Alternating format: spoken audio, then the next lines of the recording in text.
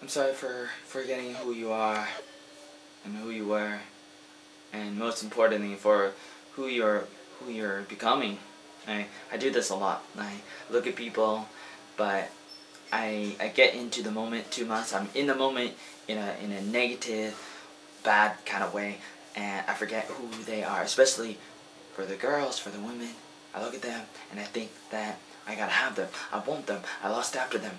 But you gotta realize that, like, man, hey, they're gonna become somebody's wife potentially. I mean, most of them, they're gonna become the property of other men. Not to say that it's some kind of slavery kind of thing, because it shouldn't be like that. It should be more like a partnership when you get married to somebody.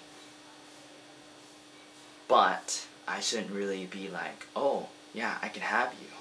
Inside my mind, I can covet after things. No, I shouldn't have to do that, and I shouldn't do that, because I gotta realize that it doesn't matter who they are at the moment. They're gonna become something else in the future, potentially speaking, at least. And I gotta realize that life is not that simple, and it's not just like for the moment. It's not like the American Pie where we party and then we may die in the future. Like, in the future, we don't really know what's gonna happen, but we gotta be ready. We gotta accept the worst or expect the worst, or but then again, we gotta expect the best, and we gotta really be ready for that, and we gotta really see people for who they become, who they can become, all those things like that, and we gotta be a little more open to that before we just throw the baby out with the bathwater.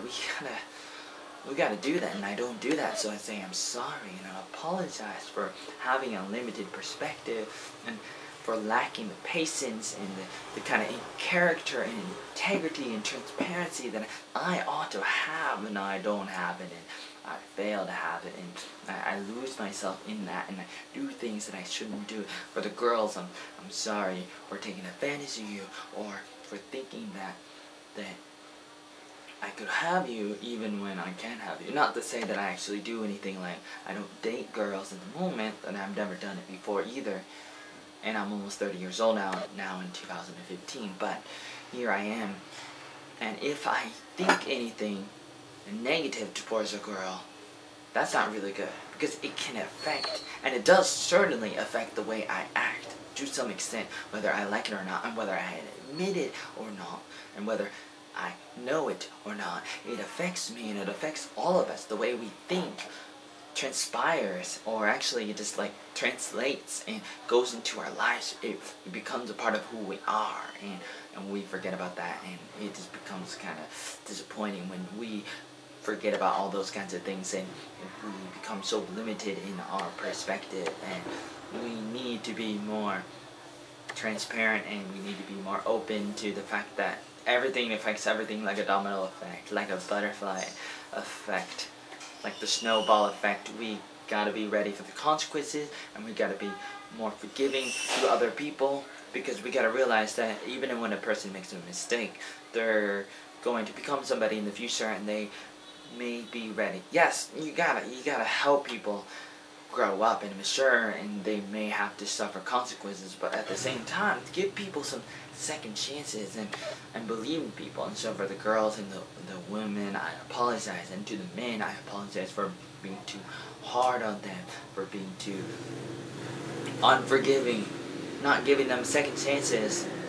And that's what we gotta do. We gotta give more grace to people, like Mother Teresa, like the Dalai Lama, like maybe Barack Obama, like maybe the universal health care in Canada, even if it doesn't totally work all the time. We gotta be ready to have our hands out to the people, like the Salvation Army, like the Red Cross. We gotta be out there and help people. Like if there's a tsunami in Japan or in another place, we gotta be the first responders to really help people.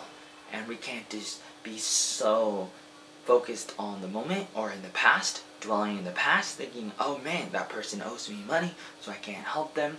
We gotta think about the future, because if we don't think about the future, we're gonna be horrible people, and that's who I am sometimes, and that's what we all do as people.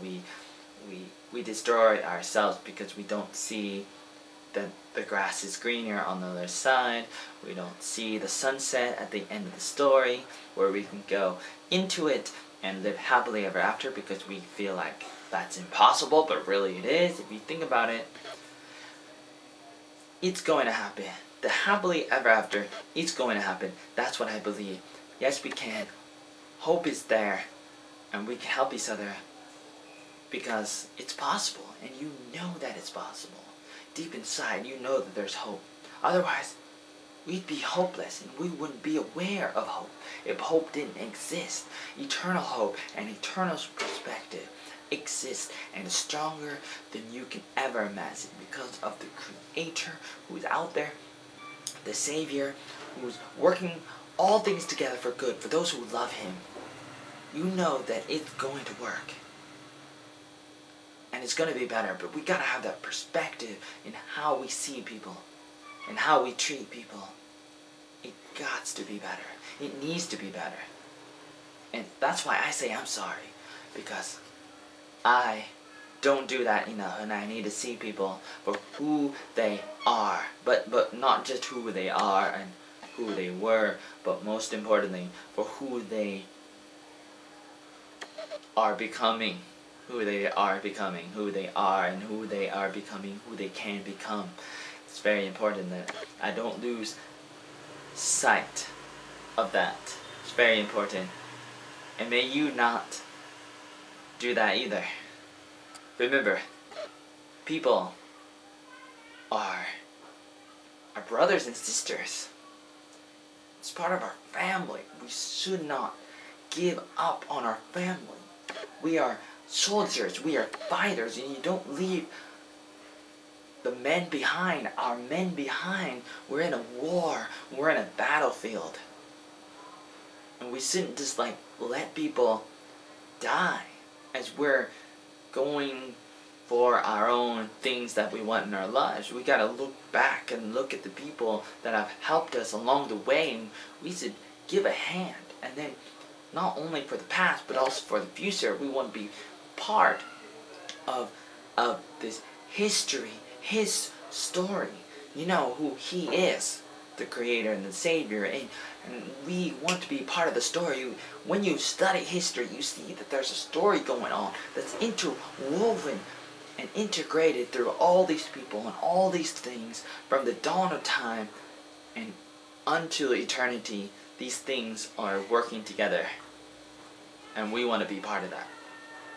If we're not part of that, then it's too bad. But we can. We totally can. If you want to be part of it, you can. So get up and be part of the story. And remember, when you're looking at people, don't see them for who they were or even who they are. Look at them and see them for who they can become.